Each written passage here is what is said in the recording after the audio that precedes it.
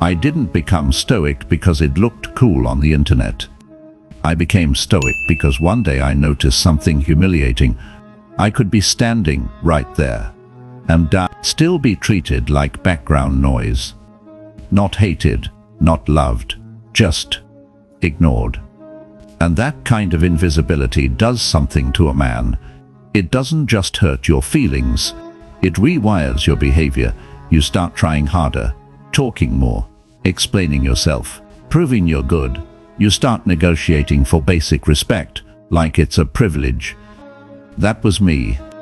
And the scary part is, you can do it for years and not realize you're the one training people to dismiss you.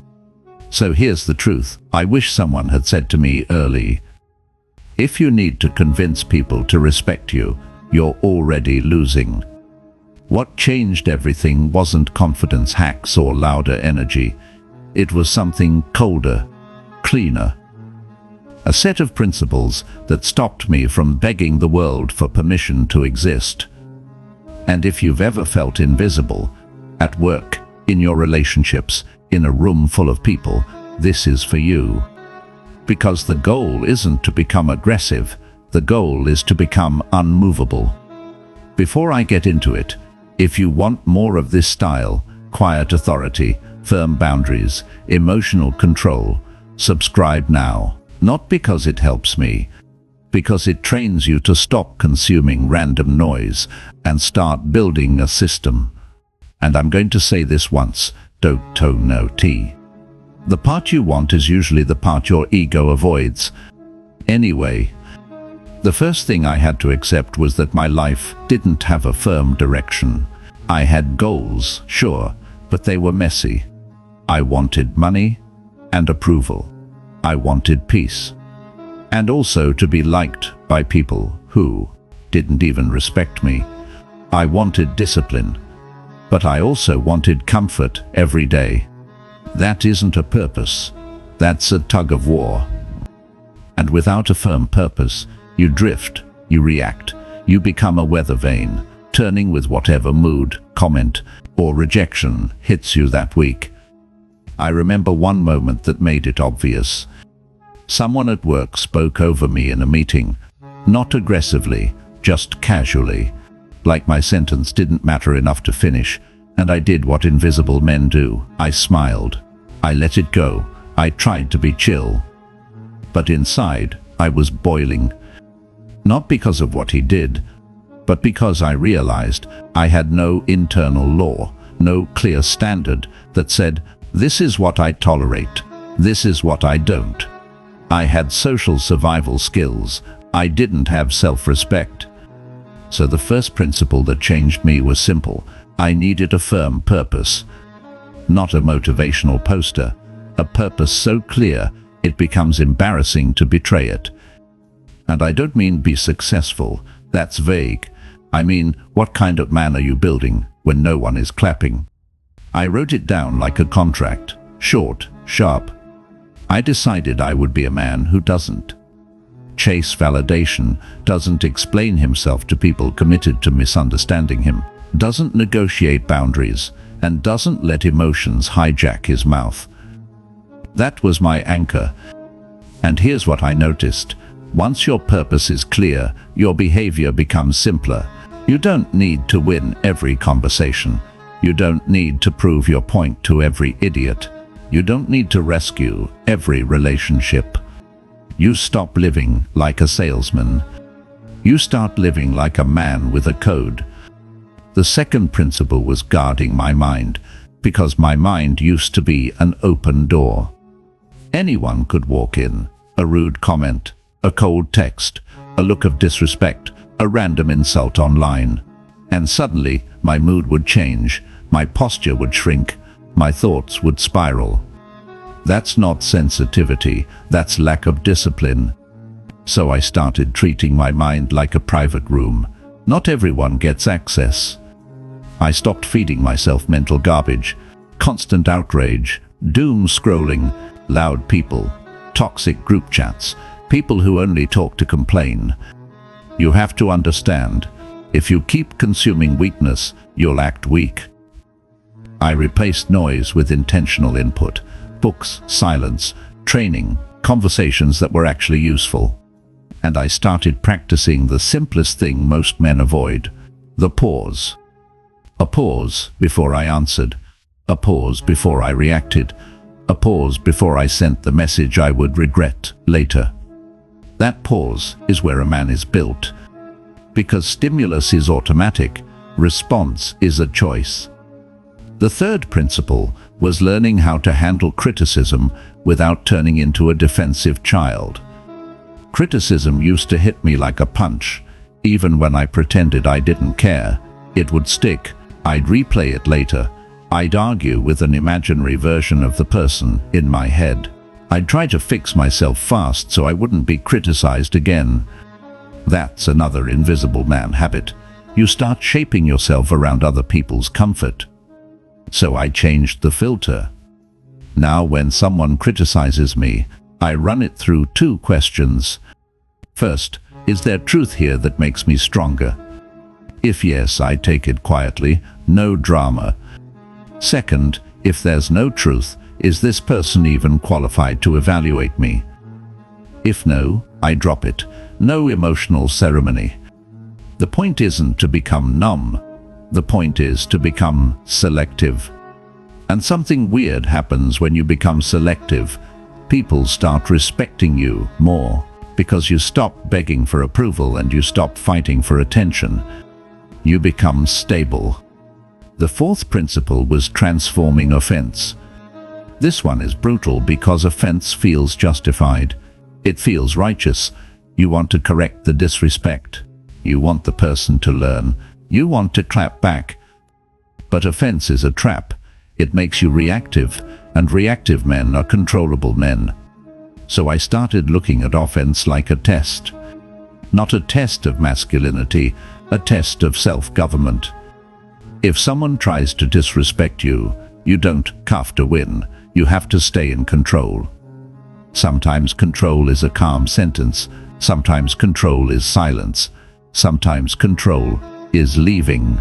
But control is never a tantrum with vocabulary. I'll give you a simple example. The guy makes a slick comment in a group setting. You feel that heat in your chest. Old, you would jump in fast, try to be clever, try to regain status in the room. New, you just looks at him for a second, too long to be comfortable, and says, calm. Say it again. Not louder, not angry, just clear. Half the time, they won't repeat it because they weren't brave. They were fishing. And if they repeat it, you decide what the standard is. You can shut it down, or you can walk away. Walking away is not weakness when you're walking away from stupidity on purpose. The fifth principle was facing fear and shame. This one matters because invisible men carry shame like a hidden backpack. Shame from rejection, shame from being overlooked, shame from not being who they thought they'd be by now. And fear keeps that shame alive. Fear of confrontation, fear of being disliked, fear of being exposed, fear of failing publicly. So I stopped treating fear like a warning sign and started treating it like a direction sign. If something scares you, it usually means there's a skill you're avoiding. Fear of speaking up means you need reps. Fear of setting boundaries means you've been trained to please. Fear of being alone means your identity is too dependent on others. And shame. Shame is just the mind trying to punish you to prevent future pain. But punishment doesn't build men, standards do. So I changed how I talk to myself.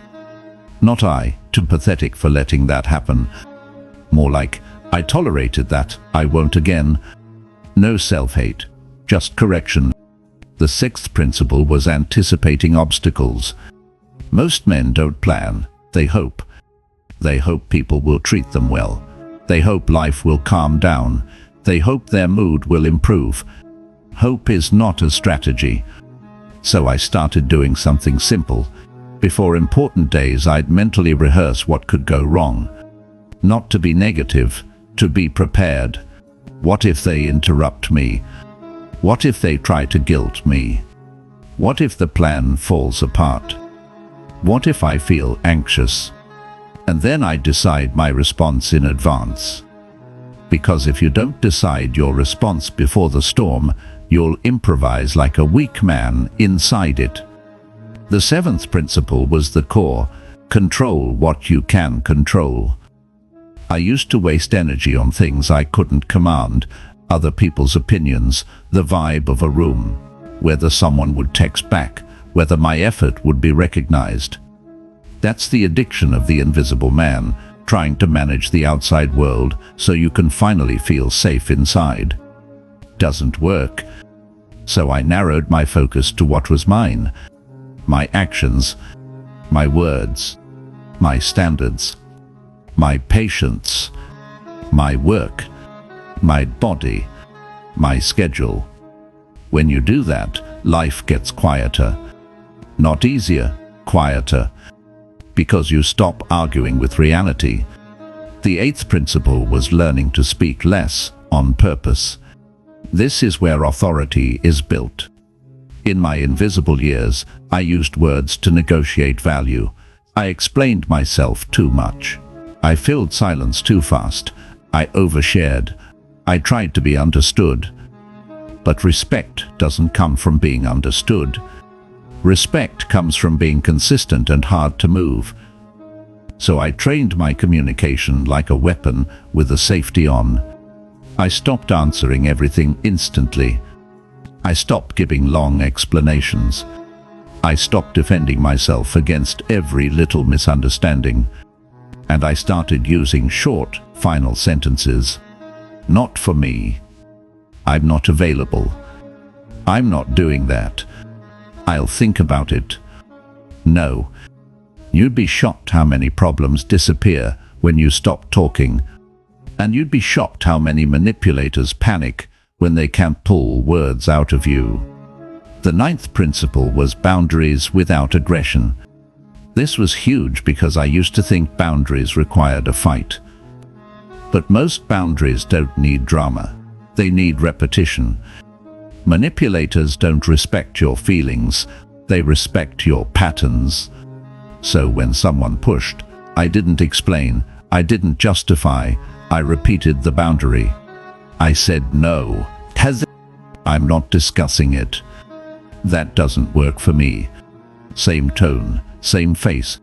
The first few times feel unnatural because you're breaking the nice guy conditioning. But then something shifts. People either adapt or they leave. Both outcomes are a win. The 10th principle was rebuilding identity through discipline. Not motivation, discipline.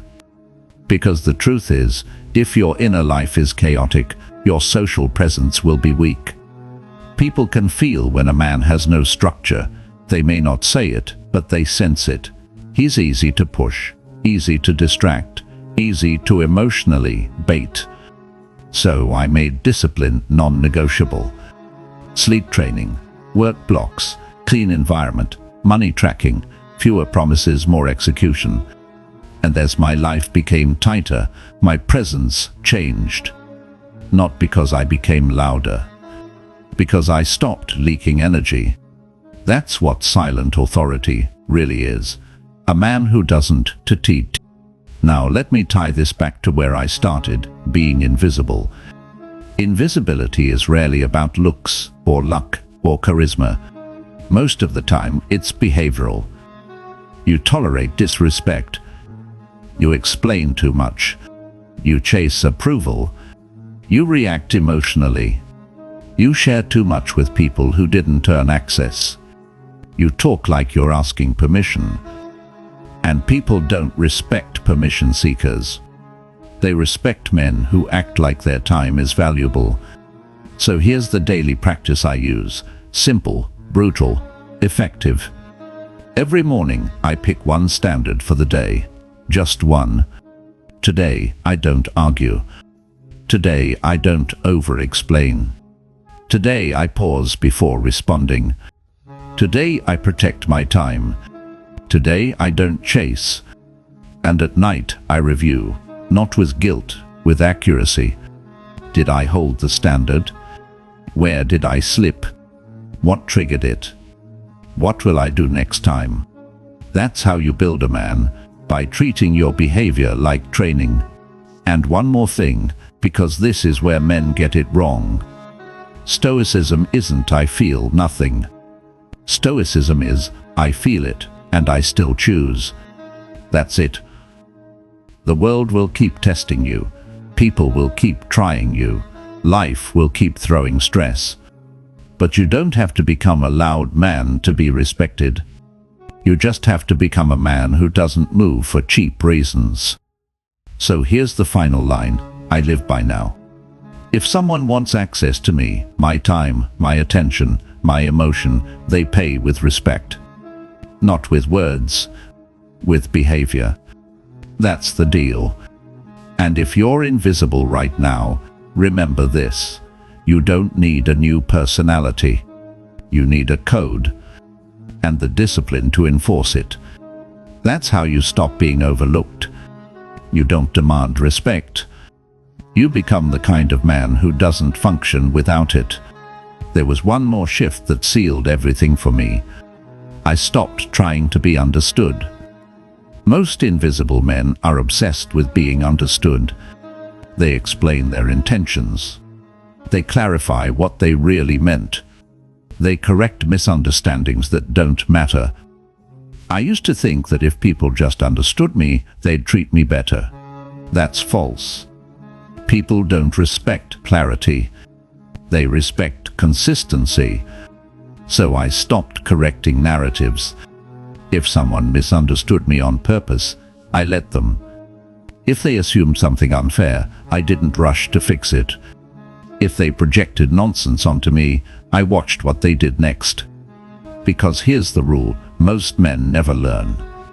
A man who constantly explains himself looks unsure of his own position.